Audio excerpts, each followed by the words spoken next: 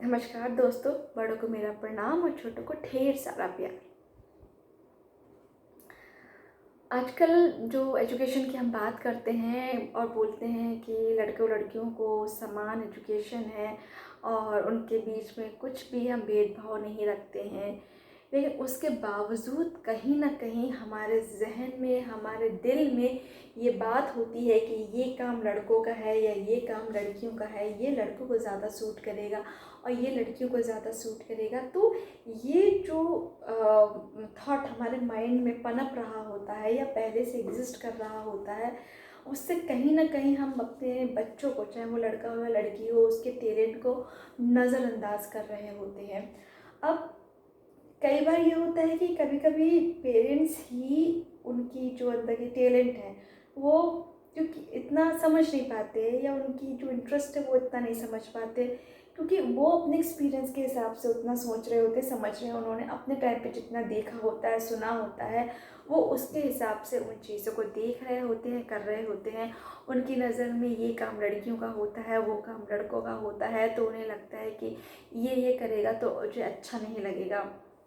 तो ऐसे बहुत सारी चीज़ें हैं, बहुत अधिकतर घरों में ऐसा देखा गया है कि कोई ऐसा काम अगर लड़के ने बोल दिया करने को तो उसका थोड़ा सा कुछ बोल के कहा जाएगा, अच्छा तुम कर लोगे क्या, और वो करता है। इवन दो वो उन्हें बताते भी नहीं है तो उसमें भी उनको कोई ऑब्जेक्शन नहीं है और वो उस काम को कर लेते हैं। अगर वही काम अगर वो कहना चाहिए वो लड़की करने की कोशिश करती है तो उससे बोलेंगे कि तुम कर पाओगे क्या ये, या तुम्हारे लायक ये काम नहीं है, तुम्हें ये सूट नहीं करता है। तो कहीं ना कहीं वो आप उसको डीमोरलाइज कर रहे होते हो, आप उसको अंडर एस्टिमेट कर रहे होते हो। आप ये कहीं नहीं लिखा है कि आपने जितना उसको समझा अपने बच्चे को, चाहे वो लड़की हो या लड़का, वो पूरा तरीके से समझा हो सकता है वो उसके बियॉन्ड भी कुछ करने की इतनी क्षमता रखता हो या रखती हो। ऐसा कोई काम नहीं है जो बुरा होता है।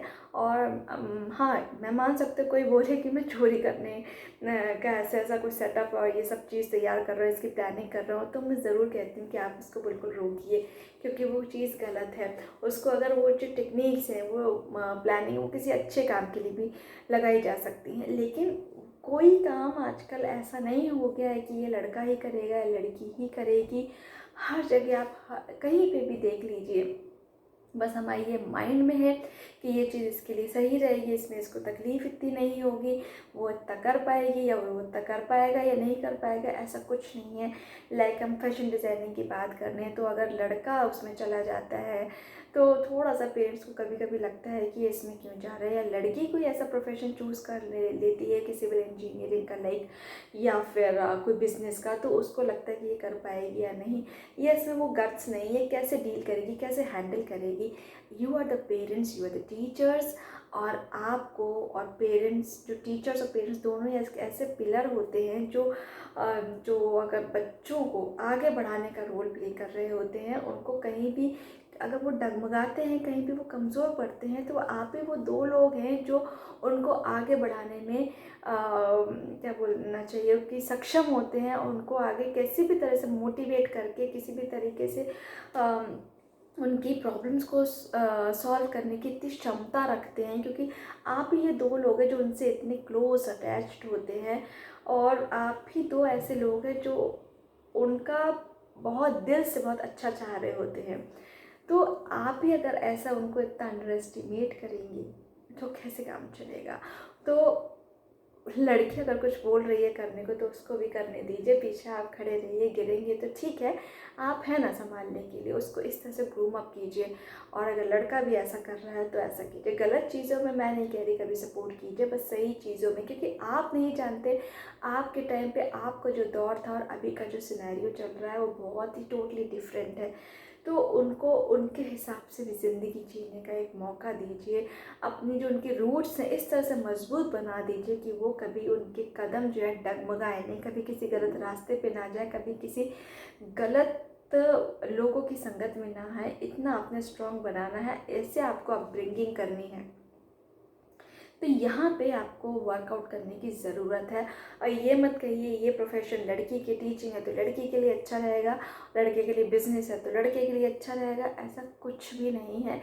Each profession is for girls and boys, because now a days अगर हम बात करें कि कोई भी ऐसी फील्ड नहीं है जहाँ पे लड़की ने अपना मुकाम हासिल ना किया हो, तो उसको कभी भी अपनी लड़की को बेटे से अपना अंडर एस्टिमेट ना कीजिए और दोनों के साथ एक ही जैसा बर्ताव रखिए। क्योंकि अगर आप लड़के से नहीं पूछ रहे हैं तो लड़की से ही मत पूछिए, उसके साथ भी आप वैसे ही व्यवहार कीजिए और उसके साथ भी इसी तरह से उस पर कहना चाहिए बिलीव रखिए, ट्रस्ट रखिए कि ये भी कुछ कर लेगी उसकी तरह।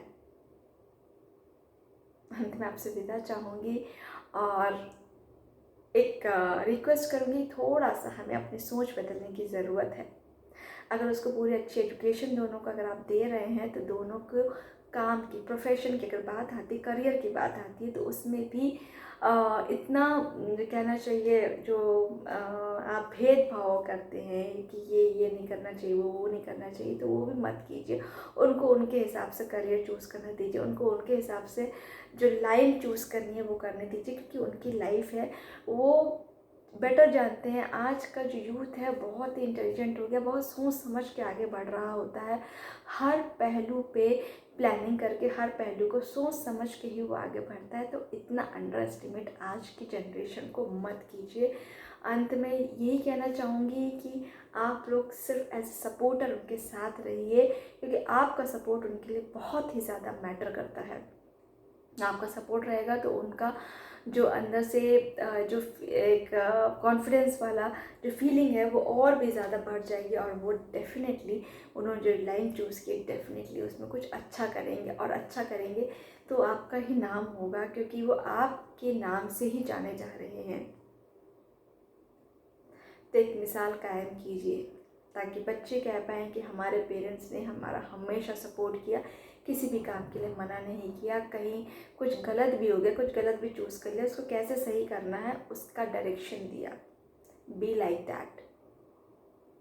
अंत में आपसे यही कहूँगी, खुश रहिए, स्वस्थ रहिए और खुशी का कारण बनिए।